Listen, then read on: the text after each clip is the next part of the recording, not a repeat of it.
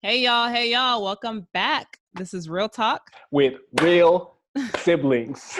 So I'm Joy, and this is my real sibling, Moses. Moses, and we are here to talk about the season premiere of Big Brother 22 All-Star Season 2. Let's go. I'm so excited. I can't wait to get into this.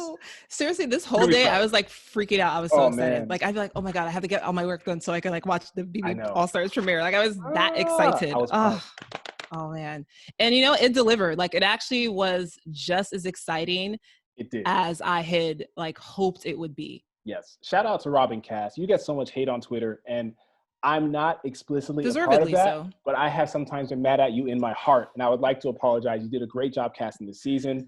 It was just phenomenal to see all these people return, to see the mix of house guests. There's a few who suck. We'll definitely get to that. But overall, just an amazing reunion, a great premiere episode. There were some people when they popped up on camera, I literally screamed. I was like, let's go. Like, let's do it. Like, I was so hyped to see some people. And you're right. Like, not every single, it's not my necessarily like my dream cast. Like, there's some people I definitely would not have put on the cast for Christmas. But like most of the people, I was like, I want to see this person play. I want to see them dominate. Like, I want to see like a battle of the Titans. So it was so awesome. So let's break down how the house guests came in. They came in groups of 4. So the first group was Nicole, Franzel, Danny, Davon, and Christmas. Thoughts? I was excited to see Danny. THOUGHTS. Let's go. Y'all thought I was being spicy. I said. I was just so excited to see Danny and Davon. I love them. Like, Danny is just like, she's just that like kind of like sassy, a little bit bitchy, like she's just that girl. Like, she's not fake. And I feel like now you see a lot of girls that are like, they come on the show and they want to be like Instagram famous. So they're all like, he. Danny's just like chilling. Like, if she doesn't like you, she's not going to pretend she likes you. And I just, she's real. And I like her because this is Real Talk with real siblings and we like real players. That's what I'm saying. I agree. I mean, I wasn't a huge, I kind of don't fully remember Danny's gameplay in her previous seasons, but seeing her on that stage, a lot of it came back. And I was like, that's just who she is. She's that all the time. I saw a great tweet that had a picture of her with her braid next to Katniss Everdeen from Hunger Games. And I was like, she's bringing that Katniss energy. She's coming to play. She's coming to shoot some arrows and take some names. I'm excited for it. It was cool. And I love seeing Davon. Like, she just, number one, she looked fit. Like, she looked fit. She looked ready. She showed up in spandex. Like, she knew she was ready to play. And like, seeing the other people and other women come in later, like, we'll talk about like Nicole Anthony, like she came in like pink jeans. And I was like, you're not ready to play a competition. Davon came in like athletic wear. Like, she was like, I'm coming in sneakers, athletic wear. I'm ready to run, twist, jump, whatever I got to do. Like, these other girls are coming like little, like off the shoulder, like cute. Oh, I have matching jeans. I was like, you're with the Sharks. Like, leave cute at the door. You're coming into the Big Brother All-Stars house. You need to be ready at all times. And when I saw Davon, I was like, okay, she's not playing around. So that was really cool. I agree. Also, she lost really quick. So, pros and cons. She did. But she was ready for it. She's trying. So let's talk about the first game of the Big Brother All-Stars season. Okay, so like you said, they came in groups of 4. We had Nicole, Danny, Davon, and Christmas coming in as the first group. So they're the first ones to step in and see the house. So Julie tells them before they go in, Julie says, hey, you're going to go in, you're going to run to the backyard. There's a question in the backyard that you have to answer. Okay, so that's all Julie really tells them. And so they rush in the house. And I think Davon is like one of the first 2 in the house. Like, she takes off. Like, they're all running. To be fair, they're all running. They're all over the house. And they go to the backyard, and it's like completely set up. And they see a question on a big screen that says, which room is this item in? And then they have to like run around the room, find where this particular item is, and then run back to the backyard where they do one of those like balance games where they have like, the ball. They kind of have to balance it and maneuver it down a maze. That's what it is. Yeah. It's a board maze. And they have to maneuver down this board maze and get it to a specific hole that corresponds to the room that's labeled according to the room in the house where the object they were looking for was found. Yes. So the first round, they have a certain time limit. I think it's 3 minutes or a minute or something like that. Yeah. And the top 2 were going to make it. So the top 2 inside of 4 minutes would make it, and then would advance on to play in the HOH with everybody else who advances on. Yeah. So they're playing and it's pretty tough. Like everybody's struggling with it. You can see like everyone's balls are flying off and, they're all kind of struggling. But who comes out the victor? Christmas. Christmas. Literally the one person, the person I'm least excited about this whole season. Like if I really thought about it, like, people might say, okay, David doesn't, deserve to be there, Bailey, whatever, Nicole Anthony. At least they're interesting and I like them. Like I like them and I want to see what they're bringing. Christmas is not interesting to me. I saw her play her game. Like she's not interesting.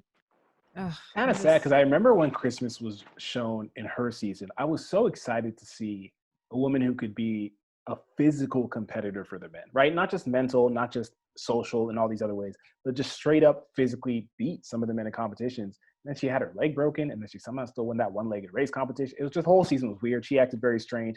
I'm hoping for better from her. I had high hopes for her in her season. I'm going to carry some of those hopes over, but right now it's hard to get interested in her. It's just not, it's hard. All right. So who was in the next group? Let's talk about the next group. This was the first all guys group. Yes. And this group was fire. So we had Tyler, Ian, Kevin, Enzo. What a four other than Kevin. What a foursome. I'm so excited. Although I don't want to hate on Kevin. Yeah, he's all right. Kevin was cool, but look, I will tell you, when they showed Enzo, I let out an audible yell. Like I was so hyped. I got up, and especially seeing how you could see he was prepared. He was like, yo, like last time I came in, he was like, he looks jacked. He's like, last time I came in, I lost because I went to the end with guys who were physically dominant, who were stronger than me. That's not going to happen again. And then you see him rip off his shirt and abs. I was like, okay. And so, and then he mentions he's divorced. I was like, you must thought this is a bachelorette because you just came ready. But he came prepped. Enzo, that's the thing about Enzo. And that's the thing, seeing him, he's not my favorite house guest, but he is so refreshing to see in that house because he is a tiger in the jungle. He's built for this game. He just has a natural charm and a natural ability to mislead and maneuver. You can see it from the jump, even the raising his hand about being divorced thing. Yeah. He's just so natural at it. I love it. He's real. I'm tired of these social media kings and queens coming in to just build up their follower count. Enzo's I'm coming in to destroy you cats. This is a meow meow coming in here. You're right. It's just refreshing. And you see that energy, you're just oh, Enzo, he's going to love it. He's going to have so much fun. So that was super cool. So yeah, they run in the house. And how does that go? Ian is in the house. Yes. Ian is someone I'm super excited for. Again, he's not necessarily my favorite player, but he's such a good player. He's so engaged and he's so relentless. He plays hard and he plays to win. I'm excited to see him in. It was weird to see him come in with the strategy of kind of laying low and then almost immediately afterwards win a competition. I think he's actually too talented for his own good, but we'll see how that plays out. That could also be a good route for him to just kind of dominate and see who's able to react in time. Yeah, but that could have been a good strategic choice in terms of, showing that he can. Actually, no, I take that back. He's a past winner. I was going to say maybe it's kind of good because it shows people they might want to work with him because he can participate and be a good physical competitor. But he's a past winner.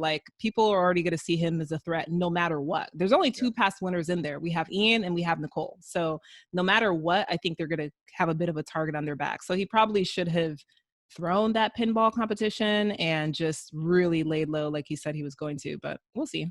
At the same time, as a past winner, people are gunning for you week one. So that's true. Even if you lose that competition spectacularly, it's not like that's going to wipe out your incredible performance in your season. They'll probably still view you as a threat. They'll probably still, pick you as an easy person to go up. So maybe it was best to compete for it. Do your best.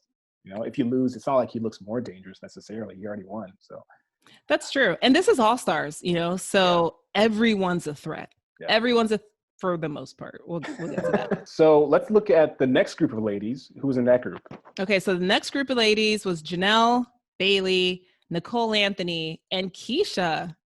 This was super cool to see. I was the most excited to see Janelle. Obviously, I mentioned in our last video, she's one of my favorites. I loved her. I recently just rewatched All Stars and she's just she plays a really good game in that she's all business. Like, she doesn't really ever get involved in too much of like the drama and the cattiness that the type of stuff that we've seen in like the more recent seasons. Like, she just wants to win competitions, and she does that. So it'll be interesting to see if she's able to, kind of stack up against like, some of the newer, younger players, maybe somebody like Christmas, in terms of, winning physical competitions, winning mental competitions, that sort of stuff. Janelle was pretty well-rounded. Like, she won physical competitions and she also won mental competitions. So it'll be interesting to see now, 10 plus years later, where her skills are at and if they're still up to par. She did really well in this competition. Yeah. She got to the end several times. She just couldn't quite get the ball in the hole. That's really what it was. It fell off the board. That happens, Yeah. But she was speeding through that maze. She had that fire. That's what I was worried about with Janelle. I was like, you're comfy now. You got a nice life. Like, are you really still about it? She's about it. She was. Yeah. I saw her when she messed up that time. She got mad. Like, I could see she was heated. And I was like, that's what I'm talking about. Like, she came to play, and that's what I'm excited about. On the other hand, as you said, you rewatched All-Stars, and we've talked about it a bit. She kind of played a trash All-Stars game. Like, she made a lot of just bad decisions. She was always able to bail herself out, whether through her social game with her allies or through her just natural competitiveness. But she was constantly going against her own self-issues. She was constantly being puppeted by Chilltown and other people. Oh, yeah. It'll be interesting to see what this season looks like for her. Yeah, it'll be interesting. So we had Janelle, Bailey, Nicole Anthony, and Keisha playing, and Nicole Anthony wins that round. She brings it in. Yeah. And like you said, it was pretty close. Like, Janelle was kind of leading in a way. Like, she was always getting close. Keisha wasn't really close at all. She wasn't really there. And Bailey was, she was in third, and she was trying to, work her way. She just needed more time. But yeah, Nicole Anthony takes that. So far we have Christmas, Ian, and Nicole, who are going to move on to play the first HOH. So now we have the last group of guys. All right. So this group, your personal favorite, Kaysar. He's in the house. What up, Kaysar? Everybody else's personal favorite, Cody. Ladies love him. Then we also have Memphis from season Dan, basically. And we have David from last season. Those are the four. Yeah. Your thoughts? I'm so excited to see Kaysar. I'm happy that he's back. Like, it's going to be so cool just to see him play and see how he adapts and see how he employs what he's learned. I hope he's way less trusting, because he was way too trusting his season.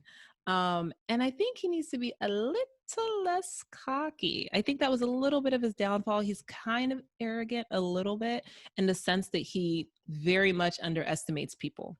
Yeah. And that kind of led to his downfall, because he had a little bit of a, chip on his shoulder of like, yeah, that person's they're not gonna come after me. Like, but they did, and they got him out. So Kaysar, I hope he's way more cunning, way more cutthroat, and way less trusting. But yeah, those four play the game. And one other thing I noticed when they all run in the house, I don't know if you noticed this. So Kaysar, Cody, Memphis, and David, they all run in. Memphis, Cody, and David, they run straight to the backyard. Kaysar is running around in the house. I'm like, this guy. Bruh. Like, you're not listening to Julie? Julie said, go to the backyard. It's going to tell you a question, and then, move from there. He's looking around the house, probably trying to thinking that would give him a leg up. It didn't, because all three of the guys read the question. They found the object. They went back and they got started. And where's Kaysar? Kaysar's still touring the house. Yep. Man. And I was like, that group, we're not going to do this, Kaysar. I need you to get on it. Okay. Dust off that ring rust and get back in there. So of that group, of those four, Cody and Memphis won. So we have Cody, Memphis, Ian, Nicole, Kevin. Yes. Yeah. Nicole, Cody, Memphis, Ian, Nicole, Kevin, and Christmas. Yeah. The final six competing for the first HOH of the summer of Big Brother All-Stars 2. Let's jump to that competition. Memphis goes first. So the competition is basically this obstacle course of these little pegs, mushroom type pods kind of thing floating. Yeah. Yeah. It's like a floor is lava type game. You have to walk across them to get to the other side of the room. However, some of them are loose. So when you step on them, they basically tumble and fall apart, and you lose your footing and fall, and you have to restart. And it's timed. Whoever has the fastest time wins the competition. Memphis goes first. That man nearly died. almost Yeah. actually ends his life on his first day in the Memphis house. died 50 times trying to do that. Like, and every time he fell, I was like, do you not have arms? Like Yo, the brace point of yourself, my arms, guy. What are you doing?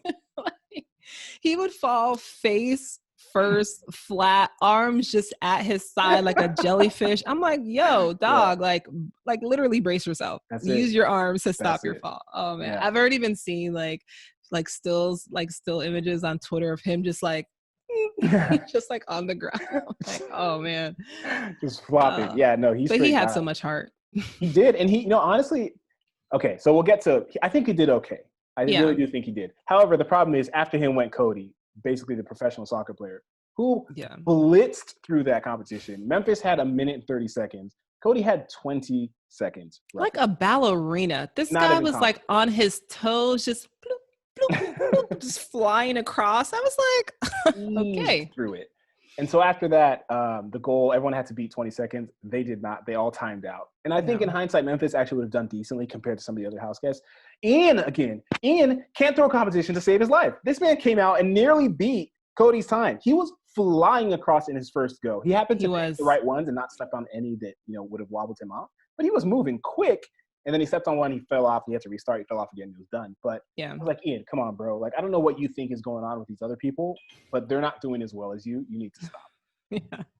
So yeah, now we have Cody being the first head of household for the summer. And I will have to say, like, I feel so unsettled because I don't know who Cody is aligned with. Like, Yeah. I don't know if he has anybody that he has like a pre-existing relationship with. Like, there's certainly a few people in the house that like, coming in, they already, have a connection. Like I know Davon and Bailey, like they talk, in real life, like they're friends, I think Nicole and Tyler are kind of like friends or at least friendly as well. So, but then like Cody, like who, I don't know. I don't know who he's friends with or, has any connection with. So after Cody wins, Julie has all the house guests gather in the living room and the players, the people who played in the HOH competition who didn't win, they all had to pick an envelope. And so there were 5 envelopes. One had a cash prize and the rest were all have-nots, which is really cool to see that they're doing have-nots this season. So I hope they enforce it, unlike last season where they let Jackson get away with doing whatever he wanted. Hopefully they enforce it. We'll see. So yeah, they already have 4 have-nots. Christmas won the money prize. She won like $5,000. Like, oh, good for Christmas. But everybody else got have-nots. So that was kind of cool to have that set like the very first day. And then you see them go to their have-not room, or at least try to go to their have-not room. Yeah, the door was locked, which is, amateur hour stuff. But it's fine. It's fine. It's a pandemic. We're all out here struggling. Yeah. I'm not blaming any producers. But the door was locked. They could not get in. So they will see it. Well, we got to see it briefly. The camera did show what it looked like from the inside, so we got to see it. I don't remember. It looked like a tomb or something. It just looked very like deserted and cold and uncomfortable, which that's kind of what they all look like. I don't think see what the theme was. Yeah. So like we'll get a better look the next episode when they actually can unlock the door. And then a twist was announced. So the big twist this season is that there are other rooms in the house that will be opening throughout the season. I assume at certain points during the season.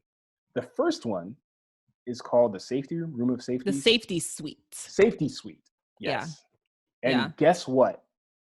We don't know anything about it. They didn't tell us. I was going to say, did I miss something? Because I don't know a dang thing about it. Like she mentioned email. I got all the details for you. No, we don't know what it's about yet. I assume it's safety related. When she announced it, she mentioned it in concert with like somebody protecting themselves from eviction this week. So yeah, she did. I hope it's not like another camp comeback where like you don't leave the house, but you're, if you get evicted, you don't really get evicted. Like it shouldn't be that. Okay. And it shouldn't be like the cloud like they had. And I think it was like Tyler's season where it was like, you're in the cloud, like just make it a real normal twist. And really, we don't even really need the twist. Like I'm already happy with the way things are going. We have good players, just playing normal games. We're going to have-nots, do some cool cash prizes. That's always fun. But yeah, we'll learn more about what this safety suite is all about. I like the twist because anybody who came into the house with a plan now has to most likely throw their plan away. And so now we're just going to see how they react to that. And that's always fun. That's true. Yeah, that's true. As long as the twist makes sense. Like, and as long as the twist is fair, I don't want to see any twist that kind of like favors someone, a twist that just Yeah. pops up out of nowhere when someone is like sure to go home and then it saves them just because like their production's favor. Like, I don't want to see that. I just want to Yeah. see like fair gameplay and everybody like have like a solid shot. So that'll be interesting. So after they talked about the safety suite, which we know nothing about, Julie also had like a private interview and talk with Cody, which is really cool. I like that initial, like, all right, let's get in your head and, see how you're feeling, see how you're doing. And Cody mentioned something that made me sad. I don't know if it made me completely sad, but like, I just don't know how I feel about it. So Julie asked Cody, do you remember exactly how she asked him? I think she was like, like, who were you surprised to see when you came in? Yeah. And what was his answer? He said Kaser. I mean, he said Kaser felt Kazar, but I think he meant Kaser. Kaser. Kazar. Yeah, he said that he was surprised to see kind of a vet. I don't remember the exact quote, but He said you like, guys must have like dug deep to get that one. yeah. And I was like, look, you better put some respect on Kazar's name. Number one is Kaser. You better put some respect on his actual name. But like, I didn't know. I don't know. Obviously, he knows Kaser.